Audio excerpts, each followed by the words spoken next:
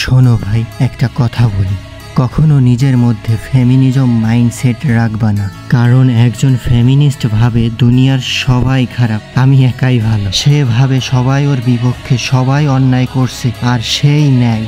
সে যেমনই দেখতে হোক না কেন, যত দুর্বল, যত কুৎসিতই হোক না কেন, নিজেকে ভাবে পারফেক্ট, ভাবে পৃথিবী ওর চারপাশে ঘুরবে। কিন্তু একটা জিনিস মনে রেখো, একজন রিয়েল ম্যান কখনো এভাবে চিন্তা করে না। একজন রিয়েল ম্যান নিজের ব্যর্থতার দায় অন্যের উপর দেয় না। একজন রিয়েল ম্যান ভাবে পৃথিবীতে যত খারাপ কিছু হচ্ছে সব কিছু আমার দায়িত্ব, আমি যদি আমার বেস্টটা দিতে পারতাম তাইলে হয়তো এমন হইতো না। এই ভাবনাটাই একজন মানুষকে অন্যদের থেকে আলাদা করে। রিয়েল ম্যান অভিযোগ করে না, সে অ্যাকশন নেয়।